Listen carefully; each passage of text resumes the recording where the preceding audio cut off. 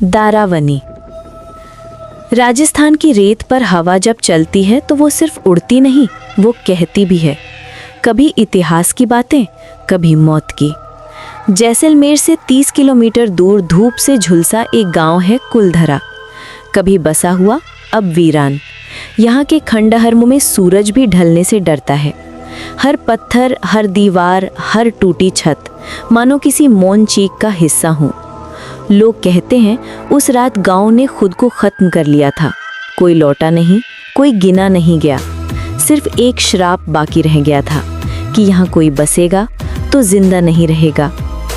आरव एक young film maker था। उसकी डॉक्यूमेंट्रीज डार्क इंडिया सीरीज के नाम से मशहूर हो रही थी, जहाँ वो उन जगहों की सच्चाई ढूंढता था जिन्हें लोग श्रापित कहते थे। वो डर को समझना चाहता था क्योंकि उसने अपने बचपन में उसे करीब से देखा था।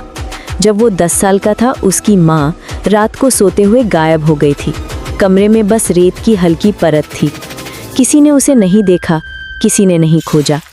वो घटना उसकी हर फिल्म में एक परछाई की तरह लौटती रही। और अब वो जा रहा था कुलधरा, जहाँ रेत के नीचे लोग नहीं, यादें दफन हैं। दोपहर का समय था। सूरज ऐसा लग रहा था जैसे आसमान पर ठहरा हुआ अंगारा। गांव के बाहर एक छोटा सा ढाबा था। बूढ़ा आदमी हुक्के का कश लेते हुए बोला, रात तक वापस लौट आना साहब, यहाँ हवा भी अपनों की नहीं रहती। आरव ने कैमरा निकाला, मुस्कुराया। मैं डरने नहीं आया, बस समझने। बूढ़ा बोला, समझने वाले ही ज्यादा खो जाते हैं। उसके शब्दों में कोई अंधेरा था। गांव की ओर जाती रेतली पगडंडी पर आरव का कैमरा हर कदम रिकॉर्ड कर रहा था। वो बोलता नहीं था, बस सुनता जा रहा था। रेत में पैर डालते ही जैसे जमीन ने कोई पुरानी सांस छोड़ी हो। घर थे लेकिन दीवारों के बिना। मंदिर था लेकिन घंटियों के बिना। हवा थी लेकिन आवाज के बिना। कुलधरा खामोश था पर जीवित। सूरज ढल रहा था। रेत अब सुनहरी नहीं, तांबे जैसी लाल हो गई थी। आरव ने एक हवेली चुनी, सबसे बड़ी मगर सबसे टूटी हुई। उसके दरवाजे पर पुराने खून जैसे धब्बे थे। वो अंदर गया। हवा बदल गई। अंदर की दीवारों पर काले निशान थे, वृत्ताकार, जैसे किसी अनुष्ठान की सीमा हो। बीच में मिट्टी में गहरा गड्ढा और उसके किनारे राख। उसने नोट किया, यहाँ किसी ने मंत्र क्रिया की होगी। टॉर्च की रोशनी झिलमिलाई। दीवार पर एक आकृति दिखी, किसी औरत की परछाई।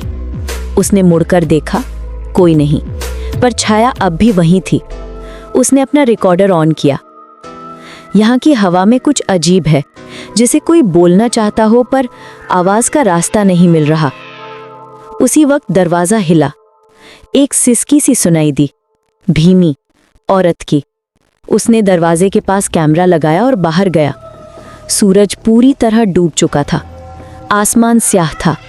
गांव में एक भी तारा नहीं दिख रहा था, जैसे आसमान ने भी कुलधरा को भुला दिया हो। घड़ी ने 10 बजाए। आरव हवेली में लौट आया। टॉर्च, कैमरा, नोटबुक, सब सेट। अचानक हवा रुक गई, इतनी खामोश कि अपनी धड़कनें सुनाई देने लगी। कैमरा झिलमिलाया। फ्रेम में कुछ धुंधला सा दिखा, सफेद परछाई, पैर उल्टे। वो भागा। टॉर्च गिरी, लाइट फ्लिकर करने लगी और आवाज आई, कुलधरा छोड़ दो। धीमी पर स्पष्ट। आरव ने कैमरा बंद कर दिया। रात के 12 बजे। आरव ने सोचा शायद थकान है। वो हवेली के दूसरे कमरे में गया। वहां दीवार पर लिखा था, जो लौटता है वो मरता है। दीवार ताजा लगी, जैसे अभी लिखा गया हो। वो पीछे हटा। दीवार में दरार पड़ी। उस दरार से किसी ने फुसफुसाया, माँ यहाँ है। वो जम गया। उसके होंठ कांपे। कौन? कोई जवाब नहीं, सिर्फ रेत को फुसफुसाहट। अचानक दरवाजा खुला। टॉर्च सीधी सामने पड़ी। एक स्त्री खड़ी थी, सफेद लिबास, चेहरे पर राख, आंखों में खालीपन। तू क्यों आया? उसने पूछा। आरव कांप गया। तुम कौन हो? मैं कुलधरा की रखवाली हूँ।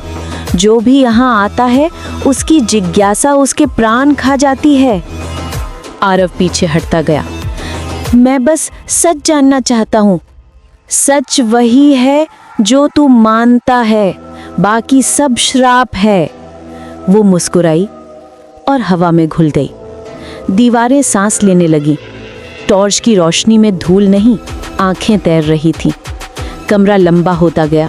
दरवाजे गायब, सिर्फ दीवारें और उन पर आकृतियां, हजारों, सब रोती हुई।